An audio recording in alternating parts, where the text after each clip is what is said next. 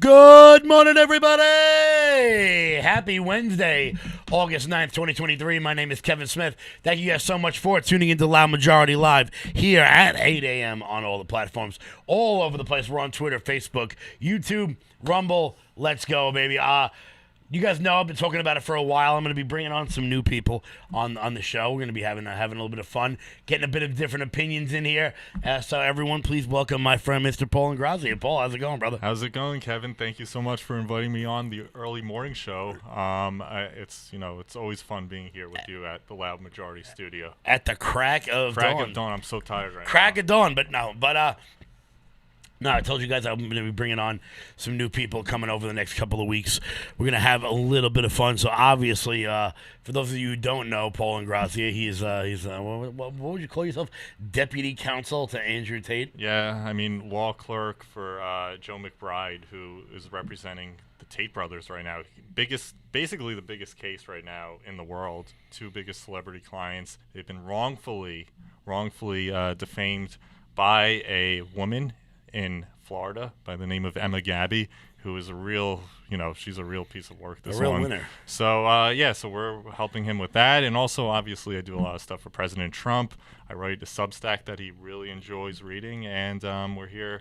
There's a lot of news going on right now in terms of this indictment with Jack Smith. So maybe we'll talk a little bit about that today, too. Yeah. And apparently there's another indictment coming down out of Florida for the Raffensperger, that's his name? You mean Georgia? Yeah, the Georgia case. Georgia one, yeah. The Georgia Secretary case. of State Brad Raffensperger. What a name. Which Trump That obviously... must have been fun to spell as a kid. I know, truly. And I actually had to spell his name a few times this past weekend because I'm putting something together. But yeah, it was a perfect phone call. Trump always talks about it at his rally speeches. I made a perfect phone call between him and Ben Raffensperger, really just exercising his First Amendment right to inquire into the election procedures in the state of Georgia. So obviously now just to use your freedom of speech is considered a crime, an indictable crime by our woke ruling class and our powers that be that control this country. So obviously that's the basis for this Georgia indictment that Kevin's talking about right now. And it's pretty wild too, just to think about the fact that they are throwing so much against the wall. Right. And the problem with law in general is that the president has to go undefeated. Truly. If they can pin one thing on him, Yep. they can throw 1,000 BS statements at the wall, and if they can pin one on him, that's all they need. Right, and in our country right now, the justice system is so corrupt. We know how bad it is. It's basically banana republic what we're dealing with because these people have political vendettas against Donald Trump. I mean, you look at this guy Jack Smith. He is one bad cookie, and then you look at his family. His mother-in-law, who worked as a professor at one of these, liberal arts universities in the Northeast, she was extreme. She passed away in 2021. She was extremely radical on criminal justice reform. She was funded and backed by George Soros, as well as his wife. By the way, his wife, Jack Smith's wife, was the one who directed the film Becoming, the Michelle Obama documentary. I don't know if you're familiar with that, but she was the director. You're a big fan of that one, right? You definitely. I mean, you got it front and center on your queue. Yeah, on Netflix. obviously, there's a double meaning to the word "becoming" now that everything that's come to light regarding. All right. Did you know that? That's actually true. No, I really didn't even put that together. That's pretty funny. That's pretty funny. So that's sort of the subliminal thing that's coming out of that. Also, if you ever look at Obama's painting that they commissioned in the National Archives, like the post-presidential painting, not the National Archives, but the paintings that they always issue for presidents once they leave office. There's a lot of subliminal stuff in there too, suggesting that he might be indeed a homosexual. Well, there was a new. Wasn't there a story that just came out about what was he? He wasn't. Well, not a chef. Well, the chef is one thing, but there was somebody else that worked in the White House that was like his biographer. Or something, right? Yeah, and they came out with this story. Actually, our good friend, now enemy, Liz Wheeler, who Mike Crispy debated last week on another subject, but she did a show on this recently about how in Obama's biography, his authorized biography that came out, not his autobiography that we all know, Dreams of My Father or whatever it's called, but he had a separate biography written in which he confessed apparently to his biographer that he had a lot of homoerotic thoughts while he was in his college days, and saying that he, truly was a homosexual and had those fantasies while dating a white woman at the time. So all that got disclosed. I don't know how much up to date I'm you trying are to think of with who that. I'm trying to think of who the guy was. I don't know who I think he was just having like these fantasies in general, but obviously all this stuff is coming to light. And for years, it's amazing because for years, this is sort of something that people were saying, oh, this is fringe stuff. Obama is definitely not a homosexual. Obama was not born in Kenya. Turns out, or Michelle Obama is not actually Michael. Turns out all this stuff is actually coming true. Big Mike, as they say. So whenever somebody says Big Mike, I think about The Blind Side. Yeah. And now I'm like, looking at Michelle Obama, and I'm like, Michael was gigantic. So it is pretty wild to think that. No one could ever find a photo, by the way, of her pregnant. Did you ever see that? Like that's always a challenge. Find a photo of Michelle Obama. Well, my answer to that always is that, okay, just because you can't find something doesn't mean it didn't happen. Yeah, but like these are the most famous people in the world. You can't find a single photo. They weren't when. Yeah, obviously, but now all that stuff comes out once he becomes president. I mean, they have all the photos of Melania when she used to be a model all over the place. Well, that was also on the cover of magazines. Let's put that into context. All right, well. I'm here. Kevin's a skeptic. I'm here to be the naysayer. I'm the ultimate boomer. Yeah. I'm the ultimate boomer. What do you got there? Got the Loud Majority merch. I don't know. Do you want to plug it? Absolutely. Well, you guys can head on over to loudmajorityusa.com. So, yeah, loudmajorityusa.com. If we get to 500 rumbles today, Kevin promised to sign a hat and mail it out to the 500th rumble. Yeah, absolutely. That'll be a hell of a time. Anyway, I don't know if you want to talk a little bit more about this Jack Smith indictment. Go. I saw you pulling it up over there. There are two indictments now. There's the documents one out of Florida, and of course now the second one regarding Trump's alleged involvement in the January 6th event. We don't call it insurrection here. We call it an event because it was not an insurrection. It's actually amazing how they. The one thing I've never really gotten about that, right, is that if they wanted to call it, if the people there wanted it to be an insurrection, do you think there are a more armed group of people on planet Earth than right wingers? Yet no one thought we're gonna take over the government. Right. Let's bring some weapons. Right. No one thought to do that. Right. And not like no one, not everyone. Yeah. But not a single person was like, "Hey, maybe we should, we're gonna have a revolution. Well, Concord Bridge, here we go, shot it around the world." None of that. I know. I mean, even if people did bring weapons, I mean, there's no way that they'd be actually able to overtake the government. But again, there's no intent. I mean, in order to have an insurrection, you need the intent to want to overthrow the government. That was never even in the consideration. I mean, Donald Trump was the one who came out and said everyone should leave peacefully from the Capitol grounds. He said that, and he said that on Twitter, and he said that day. And it was always a desire to peacefully protest. And also, we have to take it into consideration of what happened the previous summer, given the George Floyd riots, which ravaged all of our cities nonstop. We had the endless coverage of this. We had Don Lemon on TV with burning buildings behind him, or one of the CNN reporters, and then obviously the Chiron said mostly peaceful protests. Mostly peaceful. While they're burning the church across the street from the White House, the famous church that. And of course Lincoln they burned the church. Of course they burned the church. Right. They wouldn't have burned down a Popeyes. No, of course not. And and now I didn't say that for the obvious reason. I said that because there is a Popeyes down the block from the White House. Kevin is the least racist person I've ever met. I am. In my life. His butcher is black. I don't even know what that. I don't know what the hell that even means. We'll get to that. I'm not even sure what the hell that sentence even meant. But they talk about Donald Trump's language and the language he used. I've got a video here. It's about 2 minutes long. Donald Trump. They said we're gonna fight like hell, and obviously that means overthrow the government, according to radical leftists. But when leftists say things like this, we're just not even supposed to notice. We have some video to play that highlights some of what I'm talking about. I preface this video by noting I am not showing you this video as some excuse for Mr. Trump's speech. This is not whataboutism.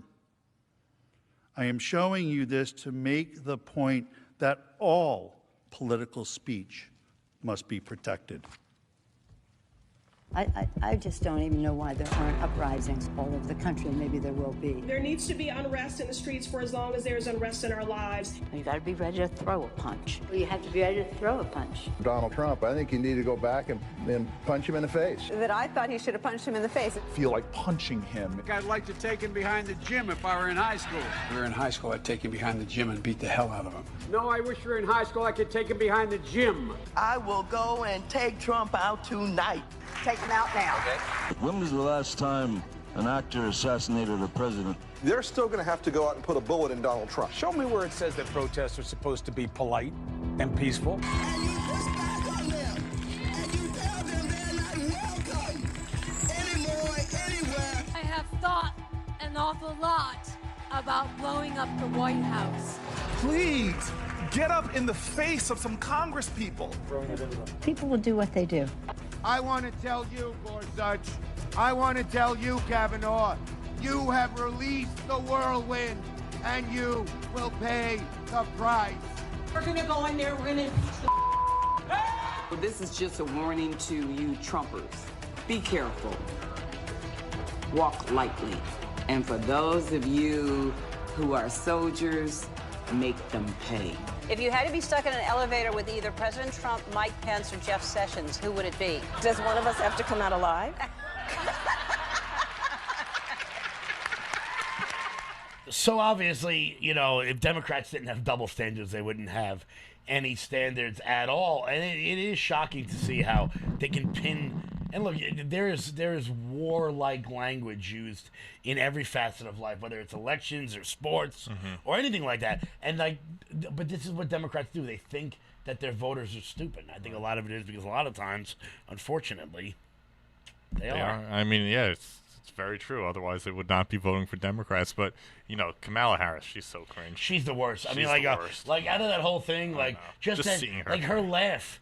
I just want to be like, the yo, cackle. How fake are you, lady? Like, why? I don't understand why. How long you have to be in elected office at that point to be just not like a real person. Like, I think that if you asked Kamala Harris what her favorite food is, I don't know if she'd be able to just answer the question. She'd be like, well, you know, there's pizza, which is good, but then there's also burgers. I know. And then there's Kamala Harris, who's your favorite musician? She couldn't answer it because she hadn't poll tested the fact of whether or not a person likes this person to that person. I mean, I think she's too dumb to even poll test. I think this position that she's in is way beyond her capacities, obviously. Yeah. And you know, she should be plunging toilets right now. That's her proper station in life. But we'll going back to this Jack Smith thing, because I wanted to talk about this a little bit more. I mean, first of all, Kevin's a constitutional scholar. Many of you might not realize it, but you know, he's an expert on the 14th Amendment as well. I am. So I texted you the other night. You wanted about the 14th Amendment because you were stuck on a specific clause. I don't know if you have your pocket Constitution on you. But you're talking about a specific clause in the 14th Amendment. I don't know if you remember exactly which one it was. But Section 3. Section 3, correct. And the reason why we bring this up, we're going into a little bit of an academic thing right over here, but the Constitution lays out, I mean, the term insurrection is actually in the Constitution, as well as seditious conspiracy and treason. So I think, you know, when you go back and you see the media calling January 6th and the days, you know, following that event an insurrection, I think that was all predetermined, because once you slap that label on the event of January 6th, then it becomes, you know, sort of it gets sketched into the public consciousness. So basically, you know, and they went into overdrive, the media machine, enforcing that narrative on the public. Every magazine had insurrection. And just in case everyone wants to know, Go ahead. I will read you Section 3 of the 14th Amendment, because I think it's prudent. No person shall be a senator or a representative in Congress or an elector of a president and vice president, or hold any office, civil or military, under the United States or under any state, who have previously had taken an oath as a member of Congress or as an officer of the United States or as a member of any state legislature or as an executive or judicial officer of any state to support the Constitution of the United States shall have engaged in insurrection or rebellion against the same or given aid or comfort to the enemies thereof, but Congress may, by a vote of 2/3 of each house, remove such a disability. First off, I just want to be clear. I'm so happy I live in a time where people don't talk like that, because there was a lot of or as there. Yeah, there was. There's a lot of it. They really liked commas and not periods in this time period. That's actually how I kind of write. That's how I write. But yeah, they liked run-on sentences. And if you think that one's bad, go back to the 1880. The Electoral Act of, I believe, 1883 it was. You try reading that. That's like a nightmare. It's English, but it ain't English. It really isn't English. No, but that's why I think that's why I think they called it an insurrection from the beginning. Right. Yeah. Because it negates any person from running from office. And look, they put this in to law, and they put this into the 14th Amendment to stop Robert E. Lee and Jefferson Davis and any of the South Carolina senators who basically to stop the leaders of the Confederacy from just going, okay, I'll just get elected over here now. And in our earlier than that, in the early Republic and during the time of our founding fathers, Aaron Burr, who obviously was involved in the duel with Hamilton and fatally wounded Hamilton, he was our vice president, and during the Jefferson presidency. Burr was basically a fugitive from justice. He escaped to Florida, and Jefferson actually set out a warrant for his arrest. So there was a time in the Republic where, early presidents were actually going after their political enemies. In this case, it was a president against a vice president. But it's not, totally foreign in American history. Well, although maybe you really have to go. Maybe they should have figured that having the guy come in second, be the vice president. Yeah. Maybe not the best idea. Well, because of that, and also there's a lot of animosity, hostility about Burr because he killed Hamilton, even though Hamilton and Jefferson were enemies. Hated each other. The fact of the matter is, Have you seen the John Adams series? Yes, I actually have. Anybody who haven't seen the HBO John Adams series, it is fantastic. Yeah. Paul Giamatti does a great job playing. I'm a big Paul Giamatti. Okay. Fan. Yeah. I've always liked his stuff. stuff. You look like it. I like him in Big Fat Liar with Freddie Muniz. Yeah. Okay. Yeah. But watch the John Adams series on HBO. Yeah, it really gets into. I really like the personal sort of grievances between all the founders. Because and that series does a good job. We hear talk about unity. And I know. Turns out those guys, none of them agreed on anything. No, they actually tried to kill each other too. They all tried to kill each other. I mean, and you want to talk about rigged elections? Yeah. The first election in this country was rigged. Right. They was rigged for George Washington. Right. I don't care what it. And I forgot who. I think it's Henry Clay who tells Adams that basically they all conspired against him to vote, which is pretty wild. True. And then Burr wound up ultimately going out west, and he basically petitioned the judges out there, and he found a judge who basically let him off the hook as he made his escape from the feds at the time. There was no CIA or FBI at the time, but Jefferson did have feds going after him, chasing him across the country. But yeah, I mean, so that basically is the context in which an insurrection was understood to mean at the time, because Burr basically wanted to form his own republic after he got exiled from American politics. So you see Donald Trump here extremely cooperative with the investigation. He flew into Washington D.C., or he motorcaded into there. He's been in New York. Kevin and I were in Manhattan, and back in April or March when that whole fiasco unfolded, and obviously he was in Florida as well. So he's been fully cooperative. It's not the type of behavior of someone who was trying to commit treason against the United States. If that were the case, he'd be trying to fly to Russia. He could. It's not like Donald Trump is on. It's not like he's gonna end up on America's Most Wanted. No, like John Walsh looking for him. No, if he wants to go somewhere, he can just go. Right. Like there's nothing stopping him, and that's why I really feel that these charges are all for the sake of, like, they're all for show. Yeah. Because if they were real, they would just remand him to custody. Right. And then they'd have a real problem on their hands. Because what are you gonna have Secret Service walking this guy down the line in Rikers Island? I know. I mean, come on, what are we doing here? There's also a major problem with double jeopardy in this, because Donald Trump was twice impeached for the same exact crimes, or for the most part, the same exact crimes for which he's now being indicted by Jack Smith. On both times he was impeached, he was acquitted by the Senate. So basically, he was let off the hook for these same crimes.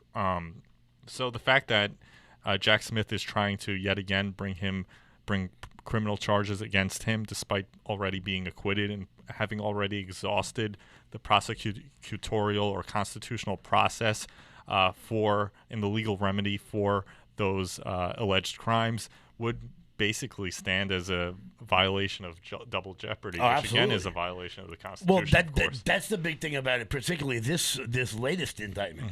They already impeached him for it. So what are we doing here? Is it because, are they saying that, because this is the question I have about it. So is it a political process because they impeached him, or is it a criminal process because they charged him? It can't be both.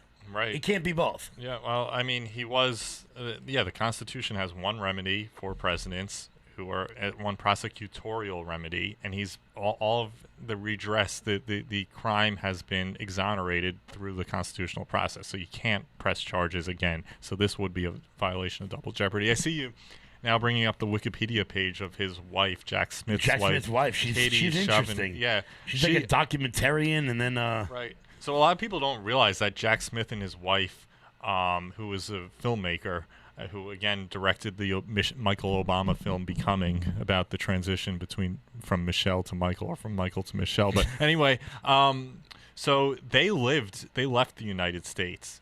Talk about someone leaving the United States. They left the United States, Smith and his wife, to the Netherlands in 2018. So they've been out of the country for several years. He was only called back in late last year, in December of last year, when the Biden regime tapped him to be special counsel for both these indictments. So these people aren't even American patriots, American citizens. They're hanging out with George Soros and his clan overseas in Europe with the WEF and so on and so forth. But again, her film company, I believe it's called Big Mouth Productions. Big Mouth Productions. So, it was founded in 1997 with her friend Julia Pimslow. Yeah. So Big Mouth Productions, which is actually based out of New York, was backed by, of course, the Soros family. There are financial ties between Soros and this film company. Furthermore, if you go into the FEC filings regarding her, so if you look up her name and you go into the FEC filings, which I did, they gave thousands of dollars to the Biden campaign in 2020. So that's a major conflict of interest. I mean, at least when they appointed Robert Mueller to be special counsel for the Mueller investigation, he was a Republican. I think they're all deep state hacks, but like they tried to at least try to preserve some semblance of impartiality and not being a political witch hunt. Yeah. They're not making any pretenses to the fact that these people are, extreme radical left wing George Soros backed Marxist affiliated. And it looks like her mother taught at SUNY Purchase, which is like the hub of communism. True. That's what I was talking about. At least in the New York State system. Yeah, absolutely. I mean, that is like their film school. It's like that is where you want to go if you read the Communist Manifesto and thought, hey, true, some pretty good points here. Because I actually looked at Purchase when I first. Did you? I don't mean to cut you off. Did you ever read the Communist Manifesto? Yeah. You've read everything. You've read the Quran. You've read the Communist Manifesto. Well, I like to know what I'm talking about. He likes to know the enemy. Well, first of all, I got news for you. The Communist Manifesto is not like a long read. Yeah, it's a short. It's a short. Well, read. I mean, it's not like Mein Kampf. I wouldn't know about that. That's all you, babe. That's all you, brother. But no, it's the Communist Manifesto is not. It's not a very it's a manifesto. It's short. Yeah. It's a short text. Anyway. Well, I mean, some manifestos we'll never get. Like like Ted Kaczynski. No, we have it. Yeah, because then you know what the Unabomber's writings and stuff. Yeah. You read it now and you just think, maybe the way he went about it wasn't great, but everything he's writing here, it all happened. Yeah. And I'll say that to anybody who will listen. Too bad we couldn't get him on the show. He recently passed away. But yeah, no, you're right about that. That's a whole separate show topic altogether. But yeah, this woman, the mother-in-law of Jack Smith, the mother of his wife, she taught like criminal justice at this college at what was it again? She taught literature at Purchase, but it was like criminal justice literature. Yeah. She was always in the prisons. She went to the prisons. She edited a documentary called "Doing Time." 25 years worth of writing. From prisons. So I had professors like that at Cornell. I mean, I'm sure she's very much in the same vein. You know, I had professors. Oh, you went to Cornell? Oh, I did actually. Same as the guy from The Office. I actually did. Yeah, he went to Cornell too. Or actually, no, he went to. I could have played for Cornell. He could have applied for Cornell. I could have definitely had the LSAT score to apply to.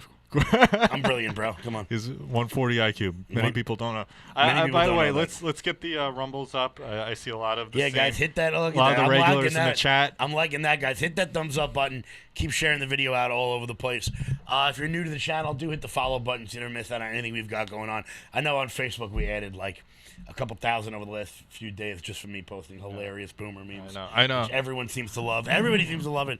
But you guys, get great ratings on Facebook. I do. I have great ratings. I wish Facebook paid like Twitter pays. Yeah, I know. But it doesn't. I know. Because if it did, my friend, life would be very good for me right now. But we'll get there. Also follow Kevin Smith on Twitter at the Kevin. What's it? No, that's on. It's not at the Kevin. That's the other Kevin Smith. That's on Instagram. No, it's on Instagram. It's that Kevin Smith too. It's at that Kevin Smith. Yeah, what the hell? At Kevin_Smith45. Kevin, he's been, he had some banger tweets this week. I mean, first of all, last week, actually going back 2 weeks ago, he got into a Twitter brawl with Bill Mitchell. With Biff. And Biff Mitchell. Since then, he's been. Well, taking off. you know what bothers me about the DeSantis? He went after me too recently. Too. You know what bothers me about the DeSantis influencers? We all get the concept of spin, but like that there are Trump supporters at the rally that he's talking about. Yeah. He posts a photo going, "It's empty," and I'm like, "Bro, I'm there. It's not empty." Like there had to be someone to see that. Moreover, I'm pretty sure Bill Mitchell was getting his videos from the reporter from ABC, because he posted a video and it like sort of panned around like that. Yeah. And I'm looking at the video going, "There's only one person that could have taken that video," and it was the ABC reporter. Yeah. Yeah. I mean, if it wasn't Kevin, if it wasn't the LFA TV people. I had Dan Baldwin, who works for OAN, sending me photos, and it looked like it was packed to the rafters there. So it was. I mean, those it photos. Was like, there was nobody sitting behind the press. Yeah. People, but no one ever sits behind the press risers. Never. Because why would you sit in a seat you can't see from? Yeah, and those photos also were taken like 5 hours before the rally. There were thousands of people waiting outside who couldn't even get in there. It was a lot. Honestly, it was our first time on LFA covering it. For those of you not following, rumble.com/LFATV for the best damn coverage in the game period. Got that from that sports show from where we were kids. That's good. But it was a lot of fun being outside, just BSing with people. Ran into Sammy the guy. Yeah. Sammy the guy. Sammy the guy. He's a legend. Sammy the guy is. I want to come back in my next live with him. He busted Mike Crispy's chops on air. I heard. Yes. They never sell like hot dogs online. They have to start doing that. You guys start doing that. That would be because everyone's always hungry at these Trump rallies. It's like a cookout beforehand when everyone kind of assembles. Well, that's what I'm excited. They never sell like hot dogs and stuff. I'm excited to go to like the Trump rallies down in the South. Yeah. To like see what they do, because I know when I've gone to like Met games in like Kansas City, and I'm like their idea of tailgating is so much different than ours. Yeah. I remember when I went to Kansas City to see the Mets versus the Royals, and we went to the parking lot before the game to like see what was happening, and there were like just open flames of people roasting pigs the next day, and I was like, "Yo, what?" I know. You just left that there? And they're like, "Yeah, why wouldn't we?" And I'm like, what are you talking about? So I'm curious to see if they have like having big cookouts at Trump rallies and stuff. Yeah, they'll be cooking those those snakes or the alligator, the DeSantis crocodile. What for his shoes? For his shoes, yeah. Oh, yeah. Oh, you mean the one me and Gavin were holding that we got yelled at for? That's what they'll be cooking at. Let me see if I can find down that south picture. in Louisiana. Yeah, pull that out. This is how unfunny the DeSantis team is. But yeah, I'm sure they have cookouts like that down south for sure. But yeah, I mean, I think that'd be incredible doing that. And while he pulls that up, how are your Mets doing, by the way? Pretty bad. I mean, the Yankees are doing horrible this Pretty year. bad. The Mets sold everybody. They sold everybody. They sold Verlander, right? Yes. Where'd he go to? Back to Houston. He went back to Houston. He went back to. The Mets were a bad fit for Verlander. I'm more upset that we lost Scherzer. Kate Upton. Oh yeah, that's true. Because Yeah. I didn't get to get a picture with her yet. I know. Well, Kate Upton, if you're watching, I'm sure you are watching. You're definitely You're watching. invited. You're Kate invited. Upton's definitely. I would. Right. Yeah. You better believe you're invited. So we'll get her on the show. I'm sure there's a fan who has a connection out there. Actually, Kevin has a lot of connections. Right, this guy. So back to Kate. Back to what the hell? How do you say her name? Katie Chauvenet or something. Katie. Come on, this isn't a last name. This is not a last name. That's not her last name. Look at this one. Chauvenet. With a last name like that, you just know you're an asshole. I know. You just know you're an asshole. No, so her mother is a radical leftist. Apparently, her dad taught law at NYU, and he led the human rights clinic at NYU. I don't know why NYU would need a human rights clinic. It's in the middle of Manhattan. Life is pretty good, but this Jack Smith character, he seems to be all over the place when it comes. Apparently, Smith was named to a 4-year term as chief prosecutor for the Kosovo chambers at The Hague. So it turns out this guy has absolutely no allegiance to this country whatsoever if he is willing to pursue charges at the ICC, which the International Criminal Court, which is, I always found really funny. There's there's 3 countries in the world that don't follow the ICC guidelines. You know which countries they are? Which 3? America, China, and Russia. So they're trying. Hilarious. So they're trying international war crimes. Yeah. And they're not. And basically, the only people committing the war crimes going, yeah, bro, we're good. We don't need that. No, I know. Their whole job is basically just to prosecute African warlords and like I said, this guy was investigating war crimes in the war against Kosovo. Well, as they say, rules for me and not for thee. But you know what's funny also with all these clinics at these law schools, because for the longest time these left-wingers wanted to release everyone from prison. But now, since our people have been getting locked up, between the January 6th victims, between our president, Donald Trump, they're trying to throw him behind bars, now all of a sudden they've become the most aggressive sort of prosecutors now in the country. They want to lock everyone up who's their political enemy. So it's kind of interesting to see that dynamic, how the left has shifted on their criminal justice reform position. I said it about Alvin Bragg. Yeah. The whole reason I think he's going after Donald Trump is because I think he's going to primary Adams from the left. Yeah, you've always been I think saying because look, he's literally going to be able to say, I'm the guy who prosecuted Donald Trump. Yeah. What's Adams going to do? He's going to go, well, I said we weren't a sanctuary city anymore. And the left is going to hate him for it. That's going to make Alvin Bragg the mayor of New York. Moreover, a left-wing mayor of New York, there's only one place to go from there. That's right to D.C. True. You see it as a stepping stone. True. If they assume that Donald Trump is going to win in, let's say they assume he's going to win in 24. Yep. Adams would be up in 25. So he runs against him right from there. That's true. Stepping stone right to the White House for 28. Although I don't know if you saw the videos from this past weekend of all those people it was bedlam. New York City is turning into like a zoo, really. It's an open people. air. It's an open. It looks like a UNICEF camp, right? Like what you see in Syria or Somalia. It looks like a jungle. I mean, these people are climbing up lampposts, dancing half naked. I mean, now no one wears clothes. During the summer, no one likes to wear clothes in New York City. I see it all on the train going out here. Oh, yeah. Kevin might like that, but it's these people. It's truly like a zoo. It's becoming a dump. Maybe Eric Adams could just show that video because to Alvin Bragg in a primary, because the city is pretty much turning into a total disaster. They have stopped enforcing any sort of quality of life laws, and that's what fixed New York City in the 80s. And it also just, for these immigrants living on the street, like, I don't blame them. I say it all the time, I wouldn't want to live in Honduras either. If I grew up in Guatemala, I would do everything I possibly could to get to the United States. It is up to us to stop them from coming, to stop incentivizing them from coming, because they know that they're not going to face any sort of criminal charges. They know there's going to be no law enforcement. Yeah. So why wouldn't they come? I wouldn't want to live in Haiti. Well, how many people watching this right now have been to Port-au-Prince on vacation? I know. You don't go because it's a shithole. No. Well, that's what the city's becoming now. So once they come here, they see it and they say, "Oh wow, we just left. We just left our countries. We come back here, and it looks even worse. It's as bad, if not worse. I mean, all these medieval plagues are coming back. You have like the Black Plague coming back. They still don't know what I had when I was in the hospital. They called it an adenovirus. What the hell does that mean? Yeah, I don't know. That's some funky stuff that's going some on. bad stuff is going on. But yeah, I mean, that's what's happening. I mean, Donald Trump tweeted or truthed when he was in his motorcade to D.C. The D.C. is a mess. It's disgusting. This whole city is falling apart.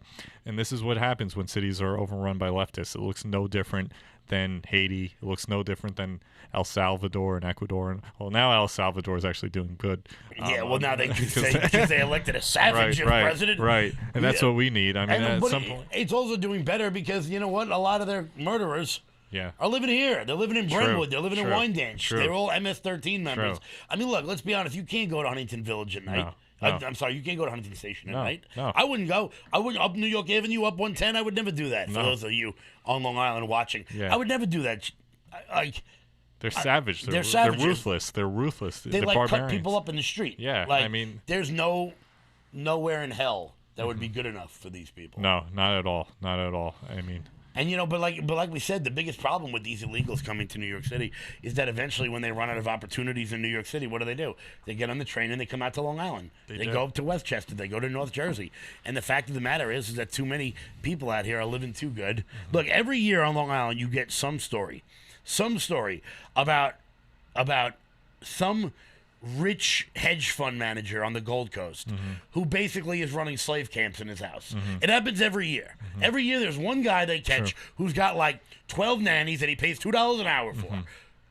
But I got to hear from left-wingers about slavery 200 years ago when they're currently importing people that will be eventually turned into slaves by asshole Democratic donors in Syosset or Oyster Bay. Right, I know, unbelievable. I mean, that's what it is. It's a distraction, or they project exactly what they're doing on everyone else who is opposed to them. They say that they keep bringing up slavery again. They have to relive our history. They have to sow racial division in the country. And it's because they're doing it behind the scenes. And they don't want people paying attention to what exactly they're doing. I mean, Jeffrey Epstein's island was just the tip of the iceberg. There are many different Epstein islands, all across. Well, that's the big thing about Epstein world, that I would say. That's how we know Donald Trump isn't on Epstein's list. Yeah. Because if he was, they would have released it yesterday. True. But because he's not, and it's so funny. People always talk about, they're like, oh, well, he was photographed with him. Yeah. And I'm like, dude, I am like a Z level in terms of notoriety. And even you were photographed. And with like, them, right? I know, but like, I take pictures of people. I don't know who the hell they are. Yeah, I know. Like, when we were at the Trump rally in PA, I took like 30, 40 pictures of people. Yeah. I don't know who those people are. Yeah, I mean, Donald Trump was even before becoming the most president, well-known person on earth. Yeah, and these, and also I believe Trump, as soon as he got any wind or any sort of information about Epstein potentially being involved with minors, he severed all connections with him altogether. So I mean, Donald Trump did the right thing from the beginning with Epstein. The fact, and these people were on Epstein's, taking flights with Epstein on his private jet. Bill Gates, the Clintons, of course, they were doing this, years after Donald Trump severed all ties to Jeffrey Epstein once he found out who Epstein was. So yeah, it's ridiculous. To your point, it is. But like you said, if Trump was on that list, they would have released it, or they would have redacted every other name but his. And it is wild because look, even if you sit back and you look at the cover up just behind the Epstein stuff, I mean, that Amy Robach video from Project Veritas, where she's like, I had the story, and no one would let me do it because they didn't want to lose access to the royal family. True. I just want to be like, yo, first off, ABC, no one. I mean, I guess people care, but. Guys, if you didn't get to see William and Kate's wedding, do you think you'd have been okay? I know. It is so, and we can extrapolate that all the way back to like federal policy about how the people that run the media, the people that run all these institutions or run Congress are just so out of touch with what regular people want. Well, we talked about it on yesterday's show, how Congress may now be approving $10 billion more to go to Ukraine, which we'll get to in 1 second. But before we do, guys, hit that thumbs up button. Keep sharing this video out all over the place. I want to thank my friend Paul Ingrassia for being here. As always, make sure you guys give him a follow over on his Substack. We got about 10, 15 minutes left. Before we dive into the Ukraine story, a quick word from Mike Lindell. Over the last 20 years, with all your support, we've been able to not only launch the original MyPillow, but also the MyPillow mattress topper, Giza Dream bed sheets, My Slippers, and the MyPillow bath towels. But there's so much more. In fact, we have over 200 products, and I'm so confident that you'll love each and every one of them that when you go to MyPillow.com now, you'll immediately receive a free gift valued at $20 just for checking out the website. No purchase necessary. Get everything from MyPillow blankets, sleepwear, kitchen towels, mattresses, duvets, pet beds, body pillows, comforters, couch pillows, bathrobes, and so much more. So go to MyPillow.com or call the number on your screen. Use your promo code to get deep discounts on all MyPillow products. And remember, just for checking out MyPillow.com, you'll immediately receive a free gift valued at $20. No purchase necessary. This is a limited time promotion, so go to MyPillow.com now. Guys, head on over to MyPillow.com, promo code LOUD. That's MyPillow.com, promo code LOUD for up to 80% off everything on the website. Whether Mike Crispy says it's true or not, it is. Up to 80% off everything on the website. Go to MyPillow.com, promo code LOUD. Help keep the lights on over here at the Loud Majority. Go to MyPillow.com, promo code LOUD. So we got a story out of Breitbart News just yesterday that said that Joe Biden plans to ask Congress for $10 billion more to Ukraine. And I made this very clear to every sitting Republican member of the House and Senate. If you vote for this, I will go out of my way to help whoever is primarying you. I don't care what they stand for, as long as it is not you. If you vote to give one more dollar to Ukraine, I hope you get primaried, and I hope you lose. I hope you lose your cushy-ass job, because quite frankly, you don't deserve it. Their name, yeah, absolutely 100%. They have to be named. I don't know. There you go. Saying. All right, there we go. It's hard to coordinate everything on this. There you go. You know, it is. I say, especially for someone who's new to this. There's a lot that goes on behind it. It looks simple, but there's a lot that goes on behind the scenes. No, it's Kevin has all the technology here. He's pressing 10 million buttons. He's doing it all himself. Plus, he's hosting. Not many people could do it all. Not many people at can the do same time. That requires really high IQ and true talent. And guys, as I said, we're going to be having a whole bunch of different people come on and join over the course of the next. Well, couple hopefully, weeks. I'll be the main guy. You will be. I'm you fighting. Will be here This is a competition over you here. You will be here a lot. But if you like me on the show, post a comment below. Post a comment on especially LFA TV as well. Especially Greg the Patriot. Greg the Patriot is a true fan of the program. He's a true fan. So I'm 90% sure that's your mother. Hey, we don't know. We love you, Greg. You're a great person. The Patriot. Greg the Patriot 24. What did Greg the Patriot say? He said this is the greatest show I've ever seen. Greatest show ever seen. It doesn't matter who he is. He was definitely at Paul's christening. The meaning. He was definitely at Paul's christening one way or the other. Actually, he was not. I can guarantee you he was not. So. Okay, so it's Olivia. That's great. Very good. Very good. See, that's why I should have been a lawyer, because I just got the answer out of you. Well, I did not say anything, but I just said who he is, and he's not my mother. I could guarantee you that. But anyway, yeah, going back to the Congress people, you know, we're going to name their names on this show. Oh, 100%. And we're going to go, and we're going to fight, we're going to protest, we're going to call their offices, we're going to harangue them if they give another penny to the Ukraine. Really, the ones who already gave money. I mean, they've already given well over $200 billion. $200 billion. Look at gas. Most Americans can't afford gas these days. Well over $4 a gallon, $5 a gallon. We talked about this last week. And I say it to all my leftist friends. Mm-hmm. I'm like, don't come to me and talk about free health care, free college, free housing, free child care, until every dollar comes back from overseas. Right. I say, just make a list. Start with the countries that hate us, and then at the very bottom it'll be like Britain and France and Israel and Canada. Yeah.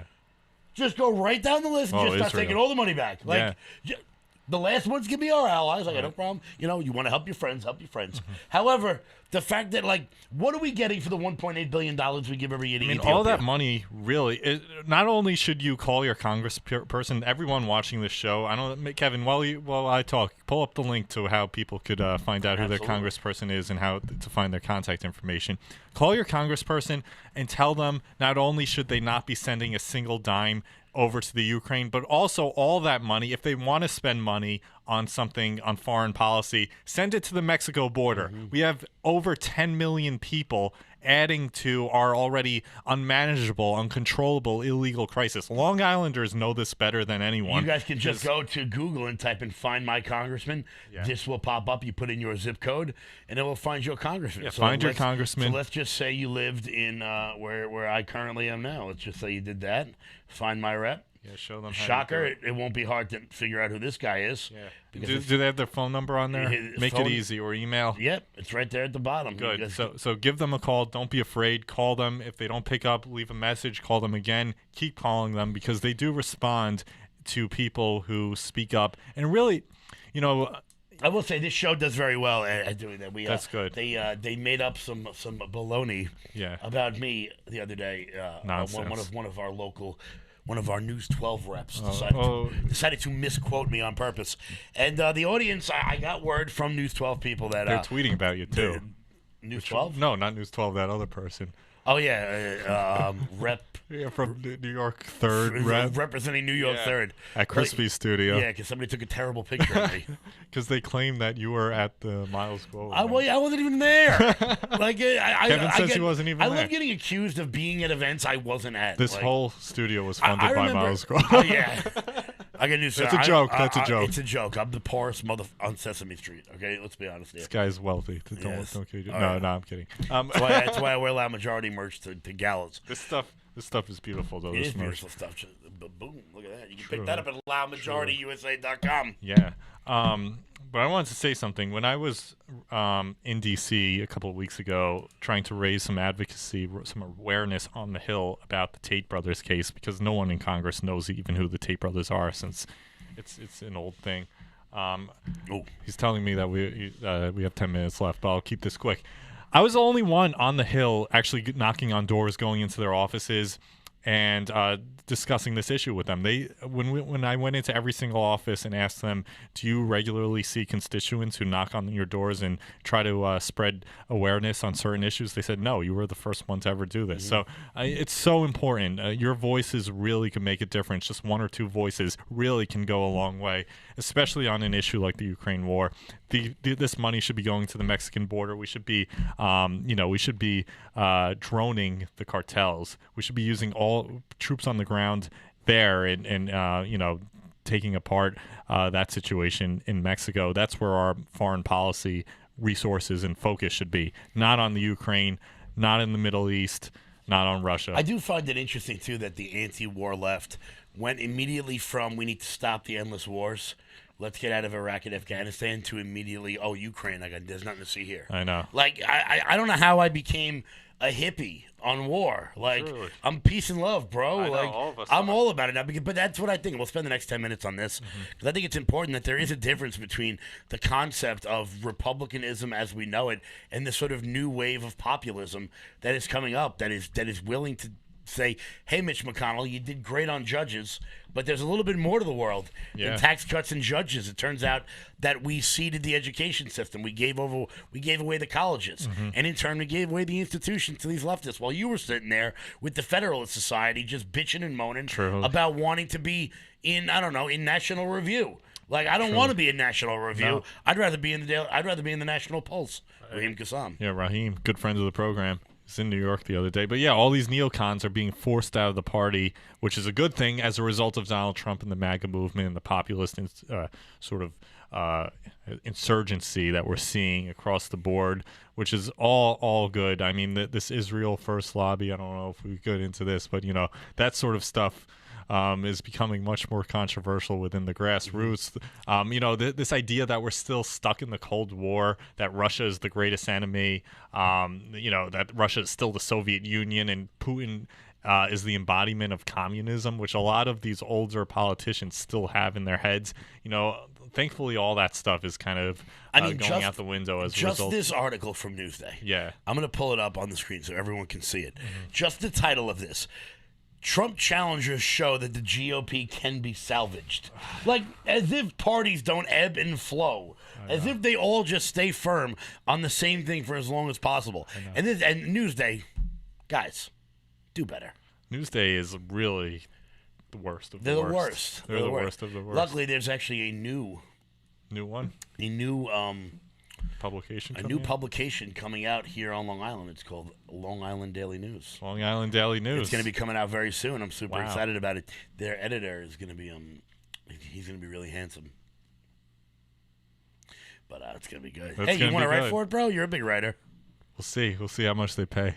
I'll have to talk to their editor. Well, if you're looking for how much they pay, they pay a loud majority. Yes, it's going to be a round number. Yeah. It's definitely going to be a round number. Round. There's definitely a few zeros at the end.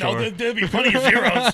There'll be a whole lot of zeros in it. Believe me. Six, 7, 8 figures. But, a lot of zeros in one decimal point. No, I'd be honored and more than happy to write for this. Yeah, What's it called? LI Daily News. LI Daily News.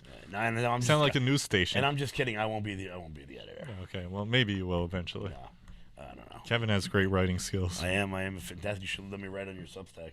You should. You gonna pay me for it? We'll do yeah. Now we can because we have a huge sponsor now, Alan Jacoby's Patriot Cigars. I don't know if they're. Do they sponsor this show? I'm waiting. Me and Alan are going to work something out. Me and Alan. I don't know what I'm allowed to say on this show. Me and Alan are going to work something out. There's only one thing you can't say, and you know exactly what that is. But so let's see here. I do want